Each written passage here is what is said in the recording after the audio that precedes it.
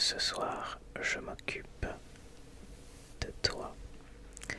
Alors installe-toi confortablement et on va pouvoir commencer. Déjà, est-ce que tu t'es brossé les dents? Ah, non, non, t'inquiète, c'est pas grave. Installe-toi, je m'en occupe.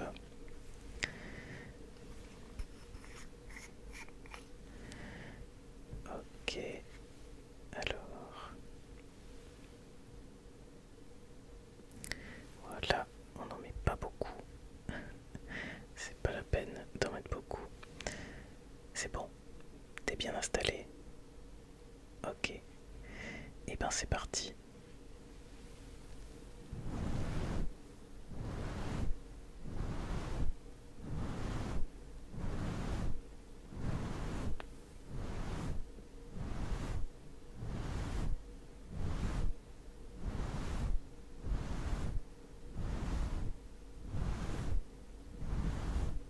J'y vais doucement, hein.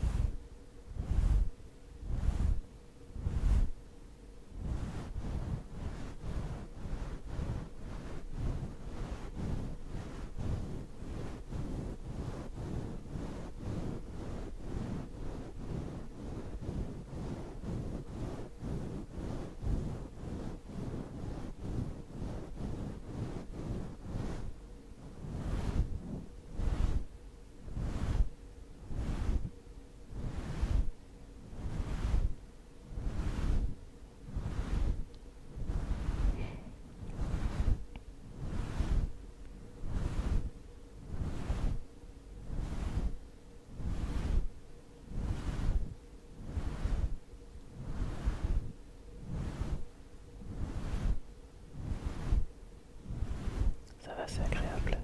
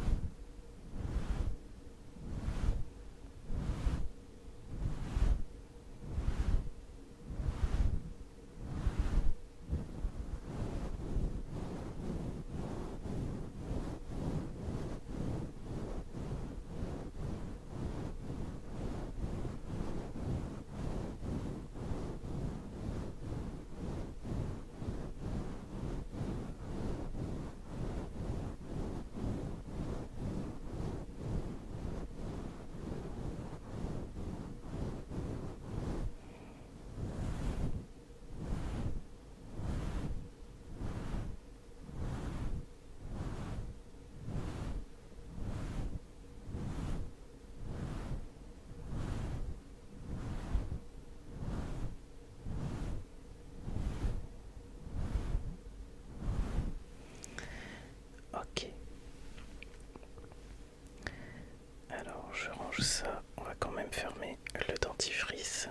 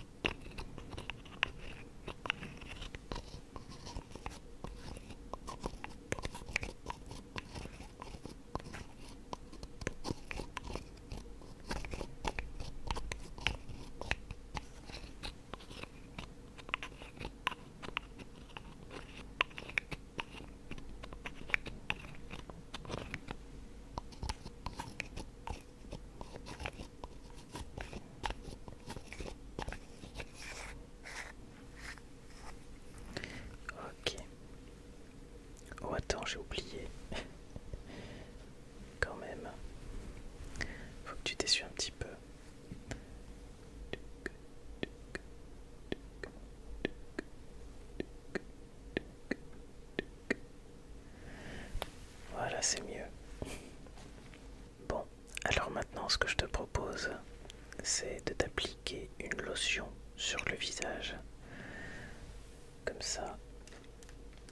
ça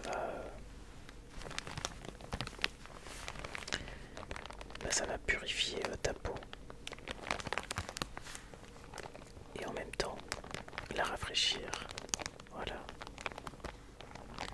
Je pense que ça peut être pas mal avant d'aller dormir.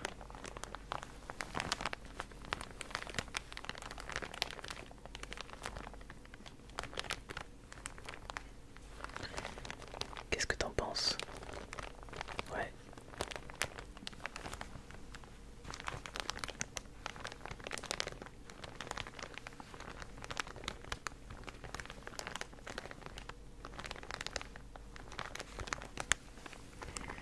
Ok, et ben c'est parti.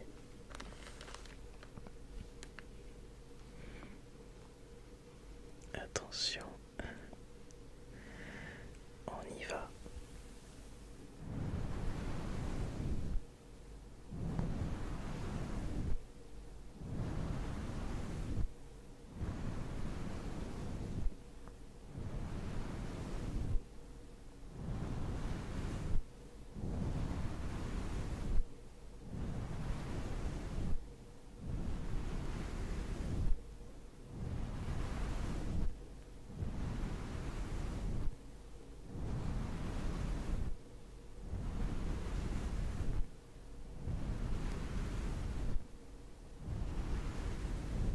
Ça va.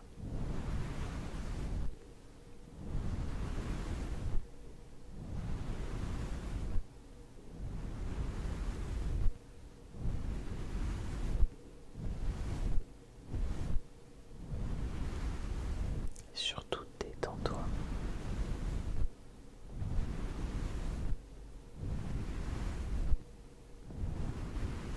Et profite.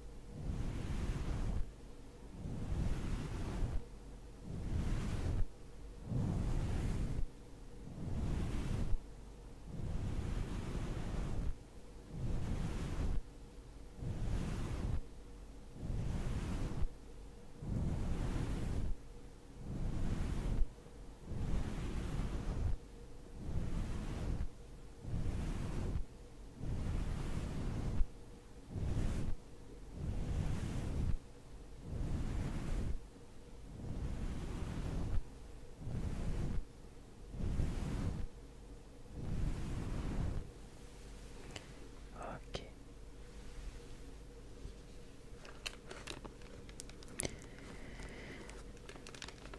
Alors, on va passer à la suite.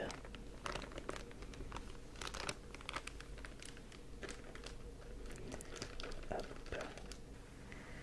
Donc, maintenant, ce que je te propose, c'est de te brosser les cheveux. Enfin, si t'es d'accord, bien sûr. Ok, ça te va? Ok. Bon, alors je prends ma brosse.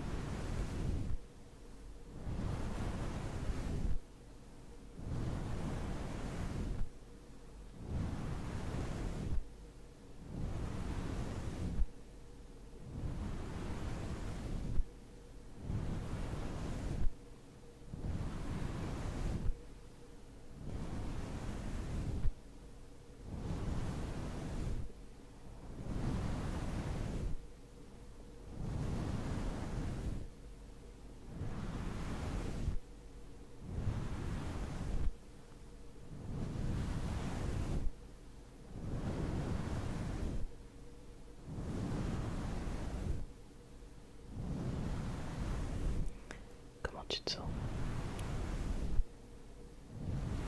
Ok, parfait.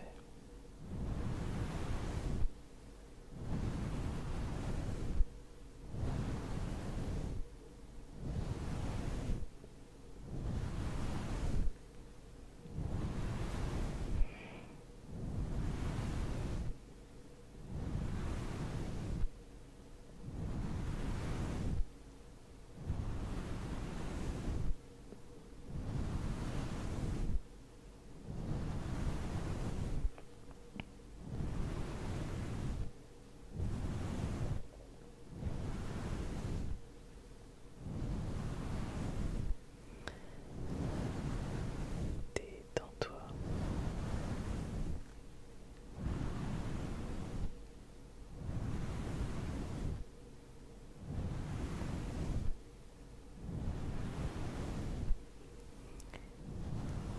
Détends-toi, détends-toi, détends-toi.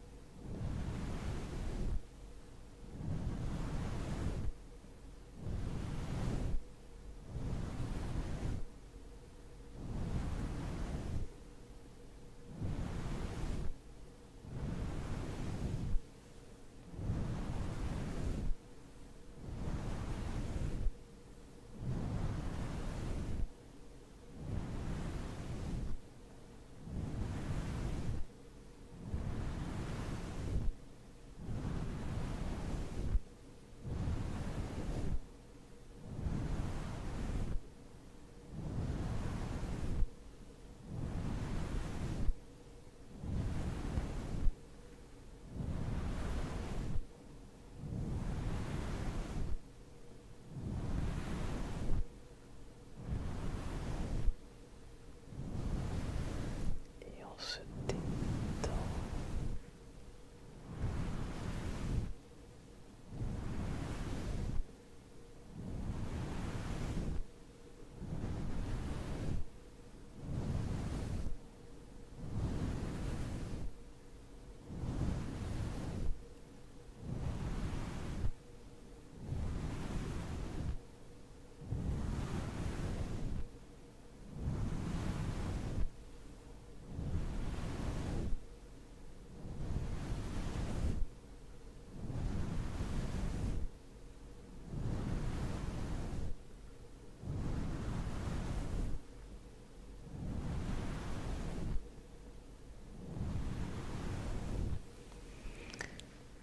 Et voilà.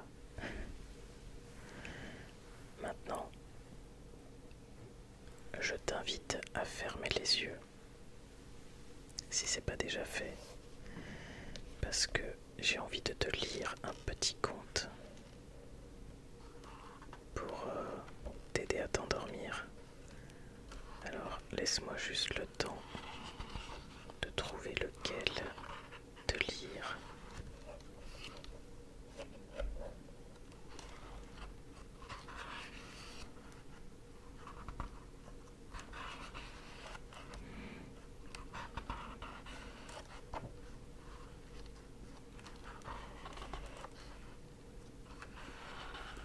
En espérant que ça t'endorme.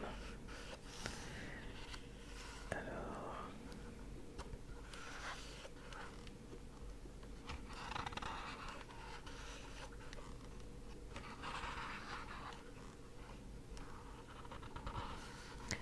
ok, je pense que je vais te lire celui-là. Alors c'est un conte de Scandinavie qui s'appelle Pourquoi les conifères restent toujours verts.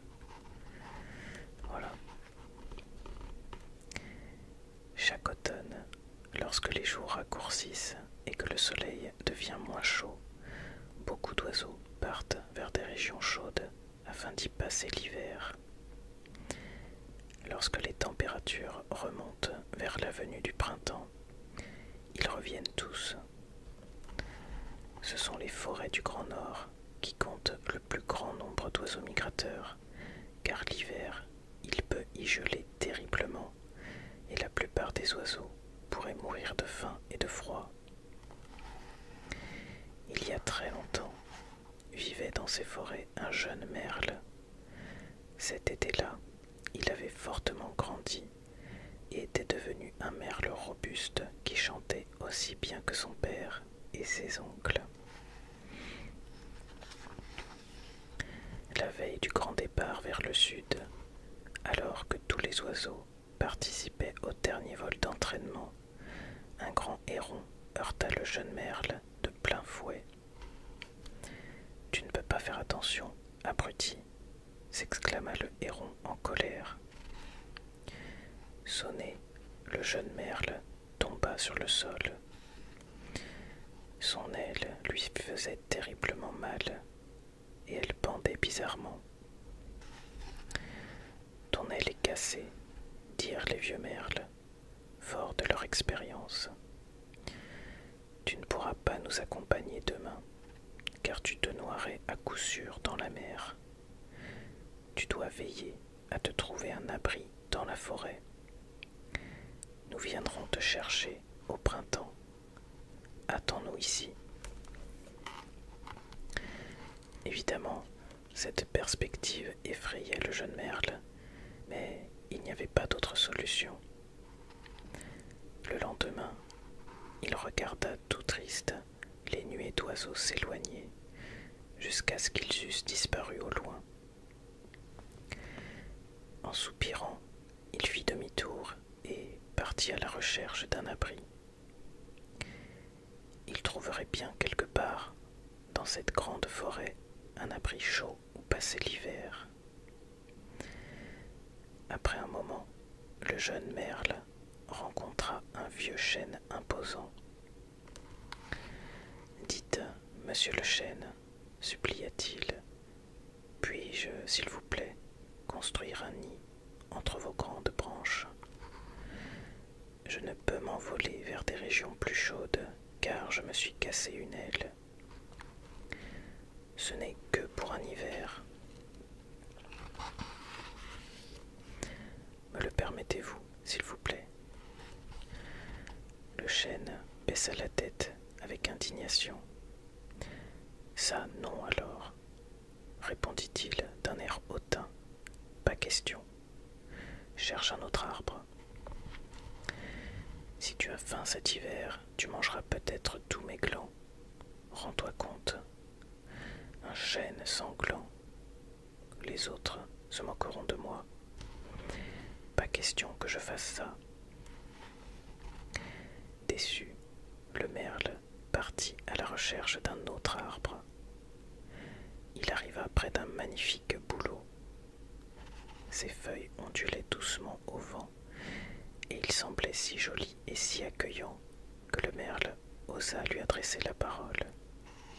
« Dites, monsieur le bouleau, demanda-t-il, peut-être m'autoriseriez-vous à chercher refuge entre vos branches contre le vent du nord?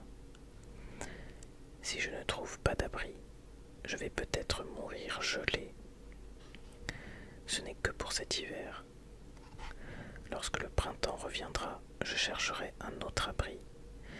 Mais mon aile est cassée et je ne peux aller nulle part ailleurs. » Le bouleau haussa les sourcils, plissa profondément le front, et en colère, il répondit en agitant ses branches. « N'es-tu pas un peu fou ?» dit-il d'un air méprisant. « Garder mes propres feuilles me donne déjà suffisamment de travail. J'ai besoin de toutes mes branches. Je ne peux pas en sacrifier une seule pour te protéger. Cherche donc quelqu'un d'autre. » Le jeune merle s'éloigna tristement.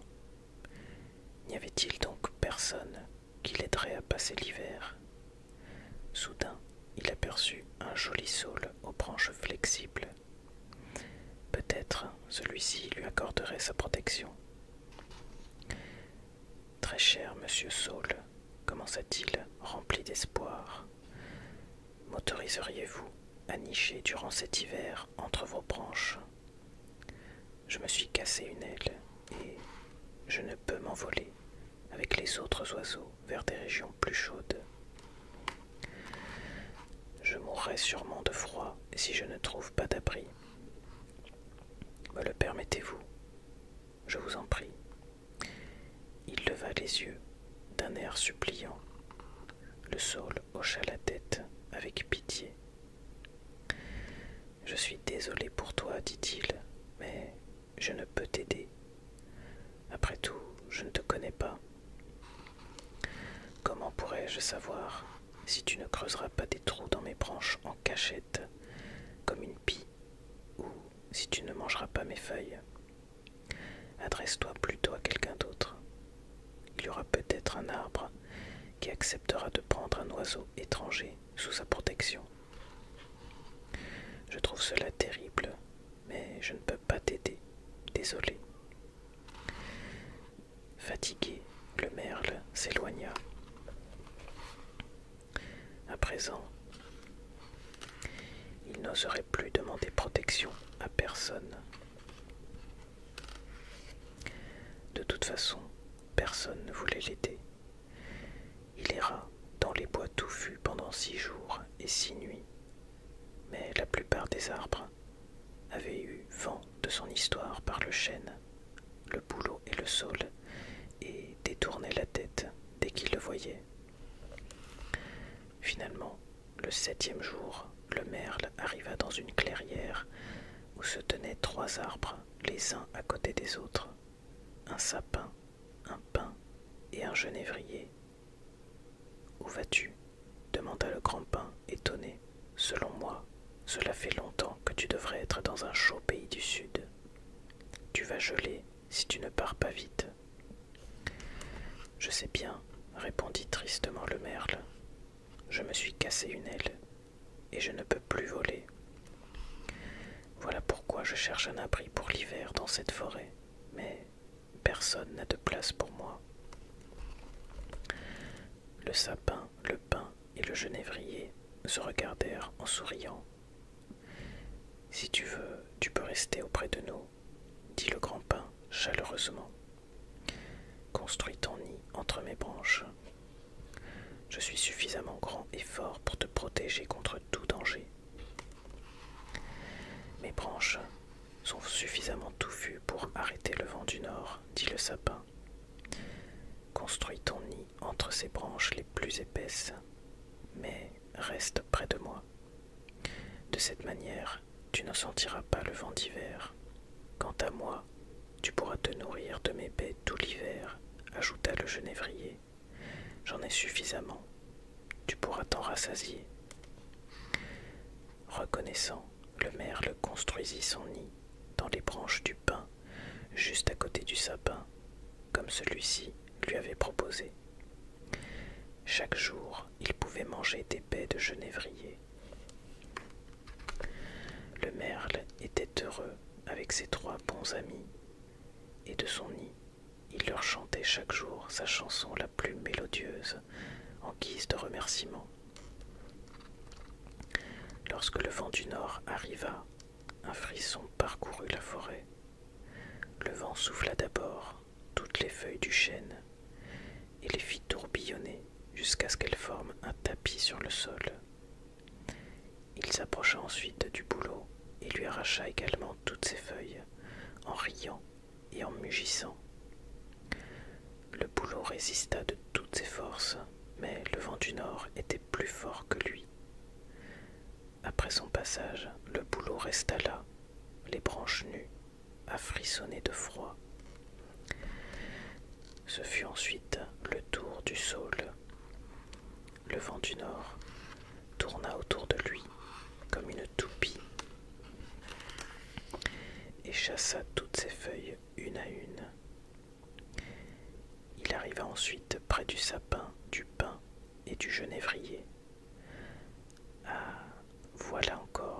quelques arbres verts, dit le vent en poussant des cris de joie.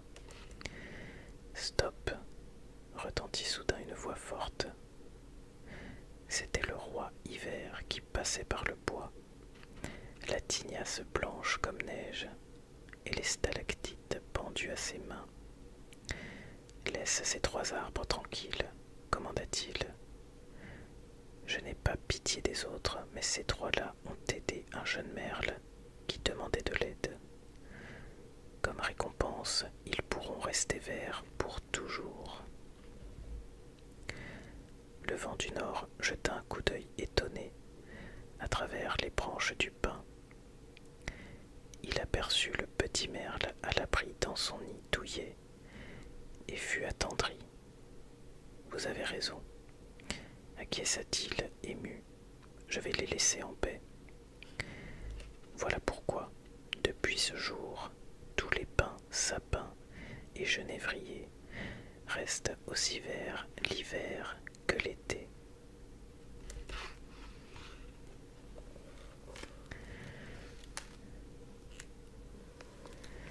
Et voilà pour ce petit conte.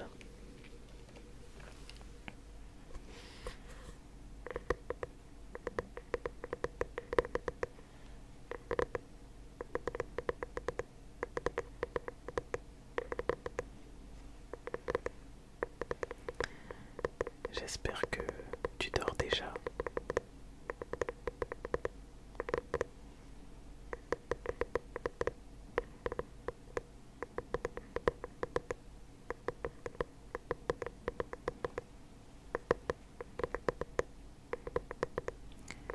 Ou en tout cas que j'ai réussi à te détendre.